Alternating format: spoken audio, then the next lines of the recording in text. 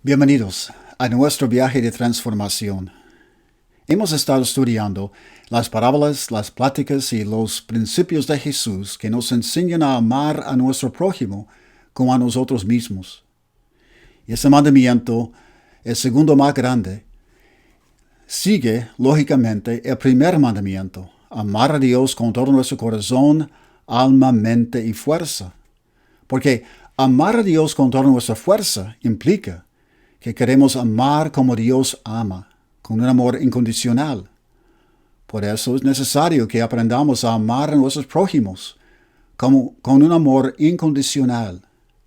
Así que hoy nos toca estudiar la plática que tuvo Jesús con el rico joven. Y se encuentra registrado en Marcos capítulo 10, comenzando con versículo 37. Busquen por favor Marcos 10, 37. Aquí Marcos nos dice: cuando Jesús estaba ya para irse, un hombre llegó corriendo y se postró delante de él. Maestro bueno, le preguntó, ¿qué debo hacer para heredar la vida eterna? ¿Por qué me llamas bueno?, respondió Jesús. Nadie es bueno sino solo Dios. Ya sabes los mandamientos: no mates, no cometas adulterio, no robes, no presentes falso testimonio, no defraudes, honra a tu padre y tu madre. Maestro, dijo el hombre, todo esto lo he cumplido desde que era joven. Jesús lo miró con amor y añadió: una sola cosa te falta. Anda, vende todo lo que tienes y dáselo a los pobres, y tendrás tesoro en el cielo. Luego ven y sígueme. Al oír esto, el hombre se desanimó y se fue triste, porque tenía muchas riquezas. Jesús miró alrededor y les comentó a sus discípulos: qué difícil es para los ricos entrar en el reino de Dios. Los discípulos se asombraron de sus palabras. Hijos, qué difícil es entrar en el reino de Dios, repitió Jesús. Le resulta más fácil a un camello pasar por el ojo de una aguja que a un rico entrar en el reino de Dios. Los discípulos se asombraron aún más y decían entre sí: entonces, ¿quién podrá salvarse? Para los hombres es imposible, aclaró Jesús, mirándolos fijamente, pero no para Dios. De hecho, para Dios todo es posible. Existe un concepto sobre nuestra relación con Dios que se puede encontrar entre algunos creyentes que es completamente erróneo y solo sirve para evitar ver los momentos en los que se debe amar al prójimo. La creencia es: cuando algunas personas están sufriendo, sus dificultades son un castigo de Dios por algún mal que hayan hecho. Si son prósperos, es una señal muy clara de que Dios está con ellos y que va en buen camino, directo a la vida eterna. Esa idea no es nueva y es muy errónea. La primera parte de esta creencia se reflejó en una pregunta que los discípulos le hicieron a Jesús cuando se toparon con un hombre que había nacido ciego, en Juan capítulo 9. ¿Quién pecó, sus padres o él, para que haya nacido ciego?, dijeron los discípulos. La respuesta de Jesús fue que su ceguera no se debía al pecado de alguien. Había nacido ciego para que Dios pudiera mostrar su poder a través de este joven. Jesús tendría la oportunidad de probar que era el Hijo de Dios y la luz del mundo al sanarlo. La segunda parte de esta creencia es contestada al considerar la conversación que tuvo Jesús con el joven rico. Había muchos creyentes del primer siglo que estaban convencidos de que la riqueza material era evidencia de estar favorecido por Dios. Incluso hoy en día existen muchas personas que creen que la riqueza material es evidencia de que Dios los percibe como justos. La conversación de Jesús con el joven rico probó que esta concepción era totalmente falsa. El encuentro entre el joven y Jesús nos recuerda a la parábola del rico insensato que habíamos estudiado antes. A la vez esperamos que esa historia de la vida real haya tenido un final mucho más positivo que el de la parábola del rico insensato en Lucas 12. Mateo, Lucas y Marcos registran esta conversación en sus respectivos evangelios. Mateo lo describe como joven y rico. Lucas lo describe como un gobernante rico. Y Marcos lo describe como un hombre de abundante riqueza. Por esto, podemos concluir que era un gobernante joven y muy adinerado. El hecho de que los tres hayan anexado el relato a sus evangelios refleja que ilustra un punto importante en las enseñanzas de Jesús. Los escritores reportan que Jesús había estado enseñándole a un grupo grande en Judea y estaba a punto de marcharse cuando este joven corrió para alcanzarlo. Cayendo de rodillas, le dijo: «Maestro bueno, ¿qué debo hacer para heredar la vida eterna?» Quizás había estado entre la multitud escuchando atentamente la descripción de la belleza de la vida en el reino de Dios. Es razonable pensar que Jesús había estado enseñando algunos de los principios que enseñó cuando predicó el Sermón del Monte. Vivir en paz, servir a Dios con integridad como nuestro Padre. Y amar de la misma manera en que el Padre ama. El joven se sentía abrumado por la sabiduría de Jesús y la promesa de una vida con el Padre. Así que corrió para tener unos momentos personales con Él. La pregunta que formuló el joven es precisamente la que todos deseamos que se nos contesta cuando estamos en busca de Dios. ¿Qué debemos hacer para heredar la vida eterna? Pero la pregunta del joven era personal. ¿Qué debo hacer para heredar la vida eterna? De Jesús quería tener la seguridad, aparte de la económica, de que podría vivir eternamente con Dios. ¿Acaso Jesús conocería lo suficiente bien a este hombre para poder decirle las cosas exactas que debía hacer para asegurar que su camino a Dios iba directamente a Dios para tener la vida eterna? Jesús, a su vez, le hizo una pregunta que tenía la capacidad de revelar cuán listo estaba para seguir la enseñanza de Jesús. ¿Por qué me llamas bueno?, le preguntó Jesús. Nadie es bueno, sino solo Dios. El hombre había llamado a Jesús Maestro bueno. ¿A qué se refería el joven con esas palabras? ¿Intentaba decir que Jesús era un maestro muy sabio, paciente y perceptivo y lograba cautivar la atención del público? ¿O se refería a algo más? ¿Creía que Jesús era bueno en el mismo sentido en que Dios es bueno? ¿Moralmente justo? ¿Perfectamente santo y sin pecado? ¿Creía que Jesús era el Hijo de Dios, la expresión perfecta de la bondad de Dios? Mucho dependía de lo que el hombre quería dar a entender con esas palabras. Si él creía que Jesús era solo un buen maestro que da buenos consejos, habría escuchado lo que él tenía que decir, pero no creería que era absolutamente necesario seguir sus consejos. Imagine ir con un consejero para que le oriente.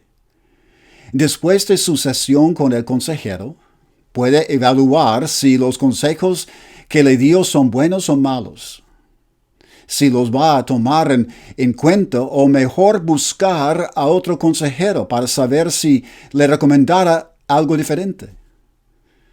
Pero si este joven creía que Jesús había sido enviado por Dios y que era bueno en el mismo sentido en que Dios lo es, entonces estaría obligado a hacer lo que Jesús le dijera, para poder heredar la vida eterna. Si Jesús era el Hijo de Dios, entonces el joven no encontraría mejor consejero que él. Jesús le dejó la pregunta para que él pensara en ello después. Antes que pudiera contestar, Jesús le recordó, ya sabes los mandamientos: no mates, no cometes adulterio, no robes, no presentes falso testimonio, no defraudes, honra a tu madre y a tu madre. Esos eran unos de los mandamientos morales de la ley de Moisés. Estos representan lo mínimamente necesario de lo que se podría decir que es el segundo mandamiento más importante: ama a tu prójimo como a ti mismo. La mayoría de ellos dicen lo que no debemos hacer. Si amamos a nuestros prójimos, no debemos robarles, no debemos matarlos, mentirles o aprovecharnos de ellos. Incluso el mandamiento de obedecer a nuestros padres es un ejemplo de amar a nuestro prójimo, porque después de todo, nuestros prójimos, o sea, nuestros padres, son las personas que viven más cerca de nosotros. El joven rápidamente contestó que él guardaba esos mandamientos desde que era un joven pequeño. Ya los había tachado de su lista. Eso es lo que queremos, una lista, especialmente de cosas que no debemos hacer. Existen suficientes personas preparadas para darnos una lista de todo lo que no debemos hacer. Sin embargo, fallan al tratar de decirnos cuidadosamente las cosas que debemos hacer. Ciertamente, nos pueden decir: sé humilde y amoroso. Pero, ¿qué significa eso en la práctica? Jesús estaba a punto de ayudar al joven a entender eso, la práctica. Marcos nos dice que, a esas alturas, considerando el entusiasmo del joven, su fe y su insistencia para saber qué hacer, Jesús lo amó. Jesús vio su corazón y lo amó. Amó el deseo intenso que tenía el joven. Ese mismo deseo que lo impulsaba a buscar una relación más profunda con el Padre. Así que Jesús le dio un punto para empezar. Una sola cosa te falta. Anda, vende todo lo que tienes y dáselo a los pobres, y tendrás tesoro en el cielo. Luego ven y sígueme. Y eso fue muy inesperado. El joven no vio eso venir. Vender todo. Él era rico. Estaba acostumbrado a una vida llena de lujos. Tenía amistades, inversiones en negocios, conexiones importantes, poder político, que dependía de la riqueza que poseía.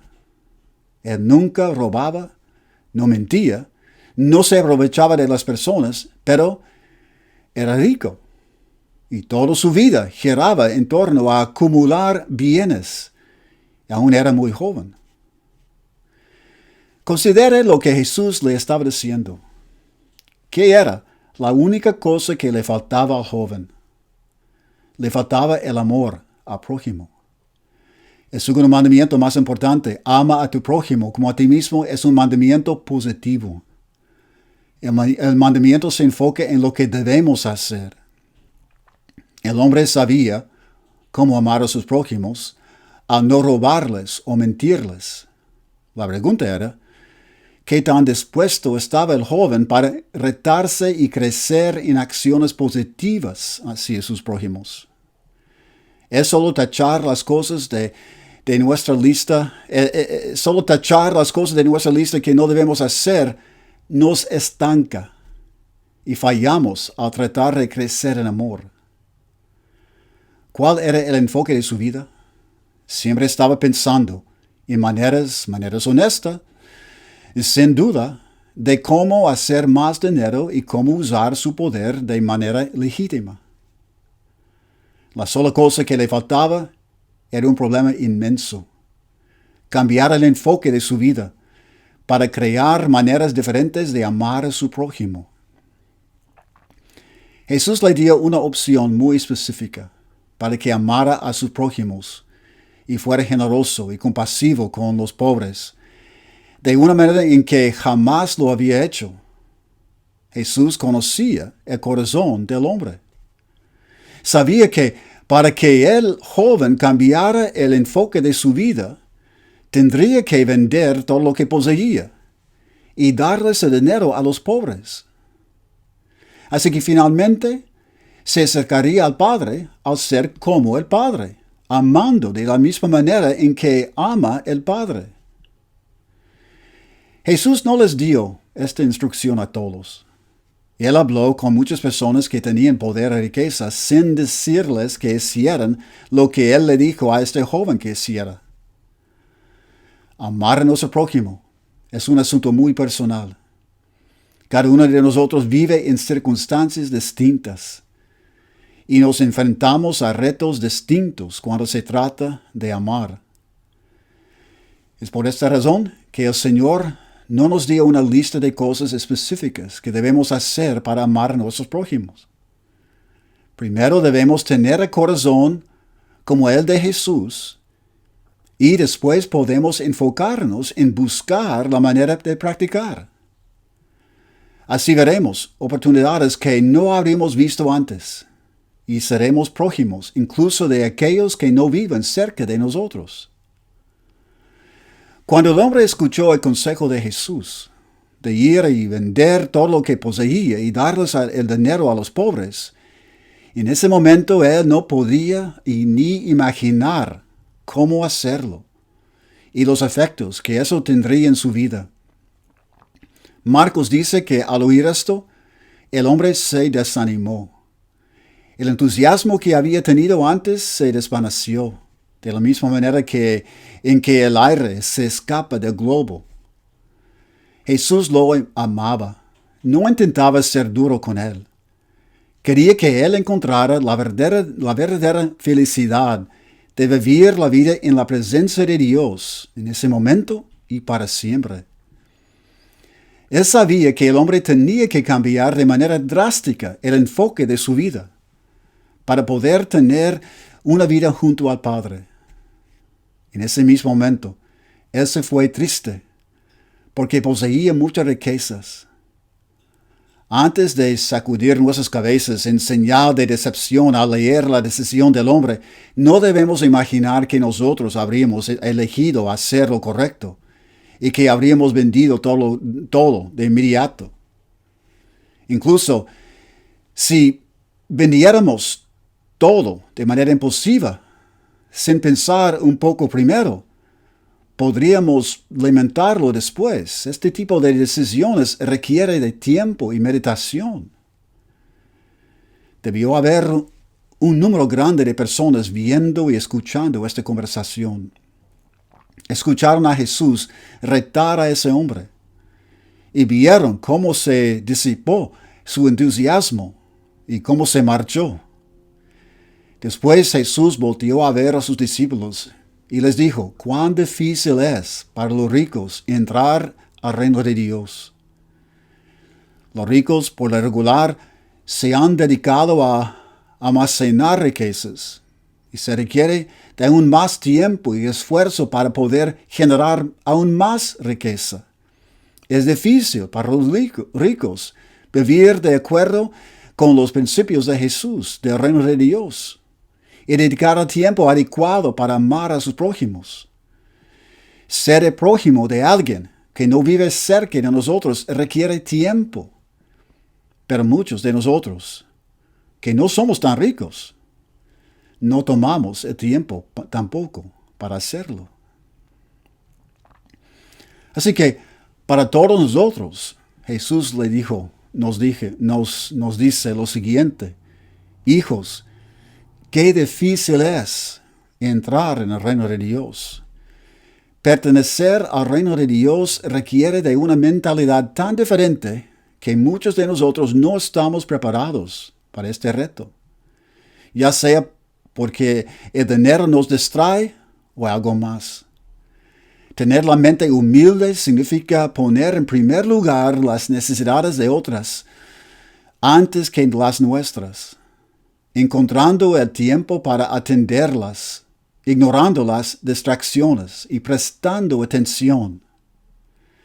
Note como Marcos dice que los discípulos estaban asombrados al escuchar cuán difícil sería para los ricos entrar en el reino de Dios. Estaban sorprendidos porque compartían la creencia equivocada de que los ricos eran favorecidos por Dios. También habían creído que la riqueza en manos de un creyente era una señal segura de fidelidad y cuán justo era. Esta conversación probaba que a los ricos aún les puede faltar una cosa para poder decir que son justos: practicar el segundo mandamiento, más importante, amar a su prójimo como a sí mismo. Sin embargo, Jesús les recordó a sus discípulos que todas las cosas son posibles a través del poder de Dios. Esperamos que el hombre, unos días después de haber pasado mucho tiempo meditando y orando, luchando con sí mismo sobre qué hacer, fue a buscar a Jesús y le dijo: estoy listo. Ahora, pensando en esa plática, ¿cuáles son las cualidades del amor que descubrimos aquí? Primero, claro, encontramos un ejemplo de humildad. Humildad es bajarnos, por ejemplo, al aceptar nuestros errores y satisfacer las necesidades de otros primero, y reconocer como los niños nuestra pequeñez, debilidad y dependencia de otros, y a nuestra necesidad de aprender. ¿Cómo podía el joven practicar la humildad? La humildad le permitiría reconocer que el enfoque y valor de su vida estaban equivocados. La humildad lo motivaría a ser generoso, satisfaciendo libremente las necesidades de otros antes de satisfacer sus propias necesidades. También compasión. Compasión es sentir el sufrimiento ajeno lo suficiente profundo en su propio ser como para querer aliviarlo. ¿Cómo podía haber practicado la compasión del joven? La compasión lo motivaría para pasar tiempo con los pobres, tratando de entender cómo vivían y identificando cuáles eran sus necesidades. Después él comenzaría a sentir lo que ellos sentían y podría buscar las mejores maneras de hacer sus vidas más fáciles. También generosidad, que es dar libremente sin esperar nada a cambio. ¿Qué le enseñó Jesús al hombre sobre practicar la generosidad? El hombre había puesto sus propios límites con respecto a la generosidad. Pero Jesús le enseñó que la verdadera generosidad le costaría las comodidades que tenía. La generosidad incondicional lo movería a cuidar a personas que no podrían hacer nada por él. Esperanza es tener expectativas y creer que pueden satisfacer estas expectativas, ser optimista con respecto a personas y tener confianza en sus habilidades. ¿Cómo practicó Jesús la esperanza? Jesús les dijo a sus discípulos que todas las cosas son posibles. Jesús amaba a este hombre y creía en él. Es posible que, aunque el hombre se habría marchado muy desanimado, regresara para ser un seguidor de Jesús. Ahora, nos toca ir y hacer lo mismo. ¿Cómo podemos hacer lo mismo? ¿Con quién puede usted pasar tiempo para entender sus necesidades emocionales, materiales y espirituales? Y considere qué tan generoso es usted ahora. ¿Y qué recursos y tiempo puede sacrificar usted para aumentar su generosidad sin pensar en lo que la gente le puede hacer a cambio? Y ¿Cómo puede practicar tener más confianza y fe en la posibilidad de que las personas pueden cambiar sus vidas con la ayuda del Señor, sin importar quiénes hayan sido? En su práctica de la generosidad incondicional, que Dios le bendiga.